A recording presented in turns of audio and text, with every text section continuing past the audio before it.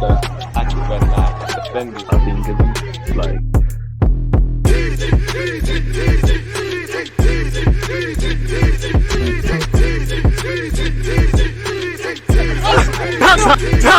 people deluded, I'm back again. Come on, Ian. People deluded, I'm back again. Come on, Ian, bro. Come on. The technical difficulties at the start sum up our game really and truly. People deluded, I'm back again. Sorry about that. Don't know why Ian Wright's video didn't play on cue. But as you lot know, it was a 4-goal thriller. Unfortunately for Arsenal, it's 2 points dropped heading into a Man United game. Arsenal 2, Fulham 2. The first thing I'd say I was disappointed with is because I'm not Mikel Arteta, but I honestly believe, you know, football can put up many twists and turns, bumps and bruises, and you can't predict, you know, football on paper. But I did go in out of August into September. I wanted 9 points. I wanted to give ourselves a good platform. I guess 7 points from 3 games is not the worst of things, but I think the Fulham game highlighted everything. Big up you lot, people. Make sure you're commenting, liking, subscribing. But in the Crystal Palace game, or better yet, in my live stream, it's apologies. In the live streams of the games that, in the aftermath of the Crystal Palace game, in the live stream I did, we spoke about it. And I remember vividly, one of the topics we were speaking about is 2 things I've been passionate about. I think in comparison to when Mikel Arteta walked in, I think year in, year out now, you know, the season we finished 5th, last season 2nd, and early on this year, I think we're an improved defensive side. I don't think we're, for want of a better phrase, a good defensive side. I think and I know it's a mixture of things. We're young. We're not necessarily, you know, we're chopping and changing. We're a young team, all of that jazz. But I just feel that we're an improved defensive side. We're not a good defensive side. We have these moments of madness within us, and everyone needs to take responsibility for that game. Ramsdale, obviously, positioning was booky. Pereira is a dodgy player. He caught you out of position. He banged game plans out the window. Spare a foot for every manager. You plan all week for something, it goes out the window early doors. Yeah. And I'd also say, I don't know what it is. I really don't know what it is, but it's something that was last season. We seem a bit more focused defensively. I know you can compare games, but no 2 games in football against, you know, Crystal Palace and Fulham, for example, no 2 games are the same. But the way we defended against Crystal Palace, even for half an hour with 10 men, the way I think we behave away from home off the back of last season in comparison to at home, it's emotional games. Last season, we were fortunate to beat Fulham, but the game at the Emirates, it had an individual mistake with Gabriel. Forgive me if I'm wrong. And it was just an emotional game.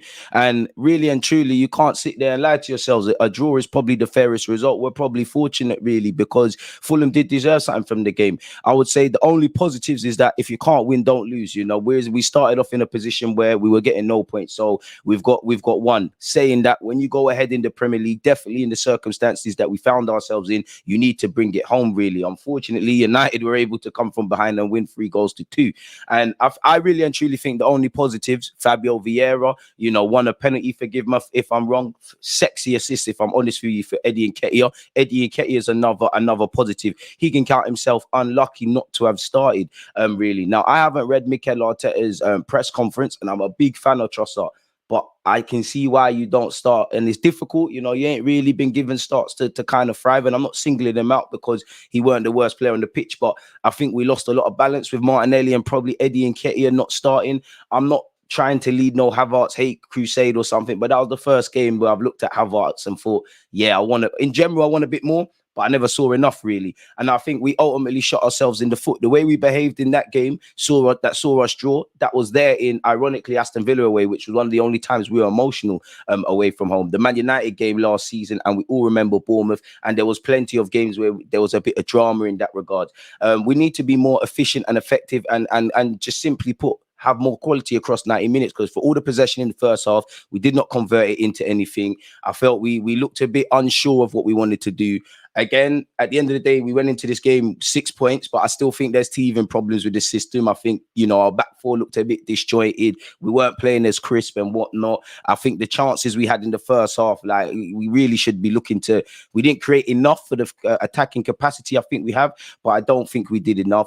Obviously, we conceded the early goal, and then we've conceded the late goal as well from another set piece. And again, the marking, the loss of concentration. You know, at the end of the day, football is played in the middle of the park, and it's decided in both boxes, and we weren't efficient and effective enough in the opponent's box or in ours. So we can't really complain as to why we didn't get 3 points, really and truly. As I said, the only positives for me, and there obviously is a couple, but only glaring positives for me would be Fabio Vieira off the bench. Great cameo, really, kind of what he did in the Community Shield final against Manchester City. Eddie Nketiah done what he needed to do. You know, big up Saka for having the bollocks to take a penalty and bag. You know, 2 penalties in 2 weeks. Well, 2 penalties in a week, really. Arsenal fans, when we say VAR don't like us and that, I don't know.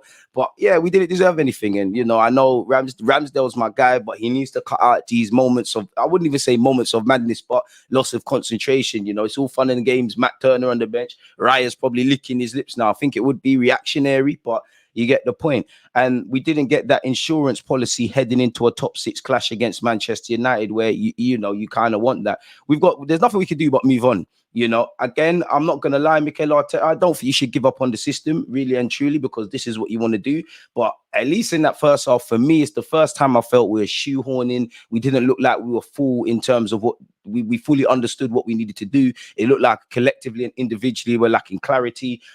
You know, there was a couple of occasions where you're looking at it and you know, we're struggling to really play that fluid football, if I'm honest with you. We made it more difficult than it needs to be, and we need to be cool, calm, collected and calculated if we want to do what we did last season or better, really. The fun thing is, you know, there's over 30 games to play. You know, Fulham deserves something from the game. I guess it's another London derby. We've left with something. You know, I don't know how do you look at it, because you could look at it on a point gained. I look at it as a point gained, but also 2 points dropped in the manner it ended from the set piece as well. You can't play like that in the Premier League. You know, points are up for grabs, but no one's going to give you 3 points. And I think that's the, you know, that around the 70 odd minute when the goals kind of come in and it looked like, yeah, we're coming from behind, we can watch match of the day today, and that I ain't watching no match of the day if Arsenal don't take 3 points. That's the only point I was like, yeah, you know what, we're looking all right, really and truly. And I think Mikel Arteta, you know, forgive me if I'm wrong, really. You know, it's early in the morning making this review, people. But did we not make subs at halftime? I stand corrected. So anytime you're making subs at halftime, that tells you that, you know what, I've made a mistake here. I think Jesus should have come on sooner. I think Zinchenko should have come on sooner. I hear it with Fabio Vieira and whatnot, and Eddie Nketiah. As I said, for me, that is the only positive. It's positives. It's another cheap goal conceded, goals conceded.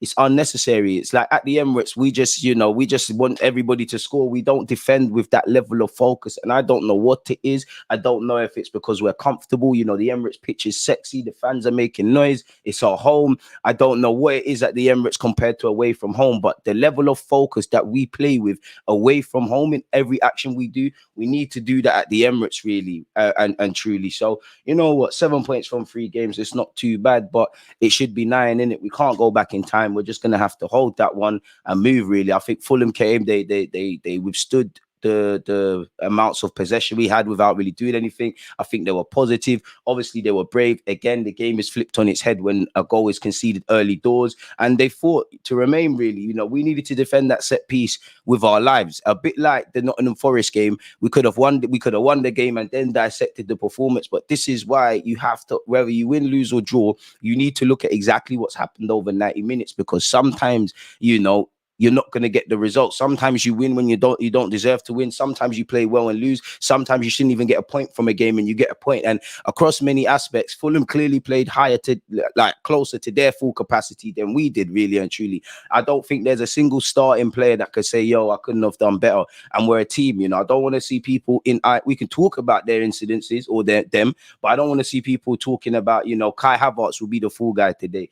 Aaron Ramsdale will be the fool guy. Them have to hold their L's and take responsibility for how they did or didn't play. But we're a football team. We're all in this together. Last time I checked, it doesn't matter if one player's 20 million out of 10. If the rest are dropping 3s and 4s, it is what it is. And I think it's a game where everybody needs to take responsibility. Just generally, I think the first 45 minutes was the first time this season I've looked at us, and fair enough, it's a new system. If this is what Arteta is doing, rightly or wrongly, you can't get rid of it after 3 games. But the first half for me was the first time I'm looking at it like, yeah, we're not really playing crisp. We're not really playing efficient. We're not taking our chances. We're not looking as threatening as we can and should do, really. So we're going to have to hold it, really and truly. There's not much more. As I said, and I keep saying, for me, the only positive is that in many ways it's 2 points short, but it's a point gained. And I think it was very good substitute appearances from Fabio Vieira, who won the penalty and got an assist, and also Mr. Eddie Nketiah, who I think, you know, a lot of Arsenal fans got to cut my man some slack. And you could argue with Mikel Arteta.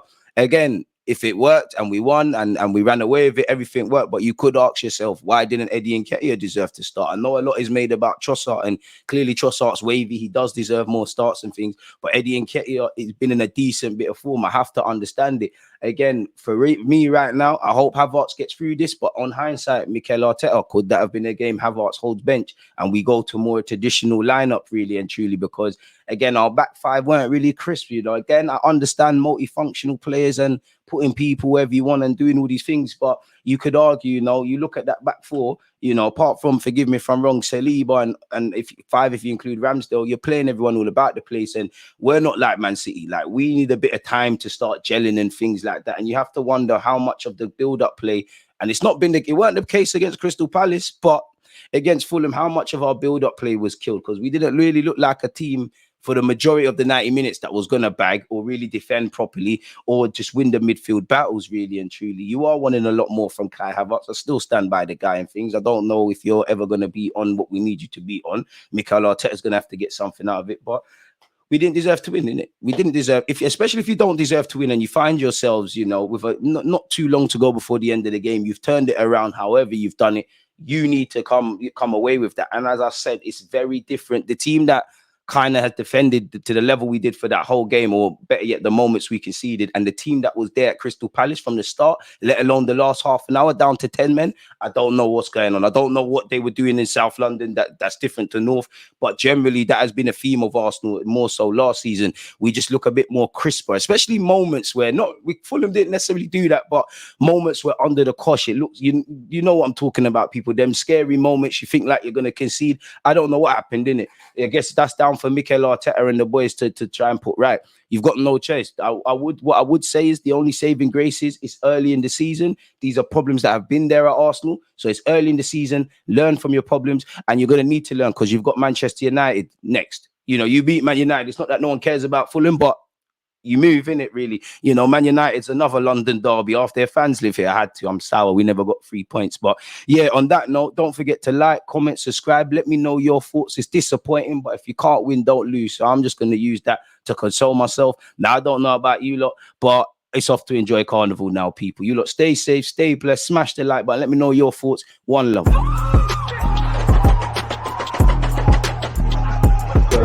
always use that active defending. I think it's like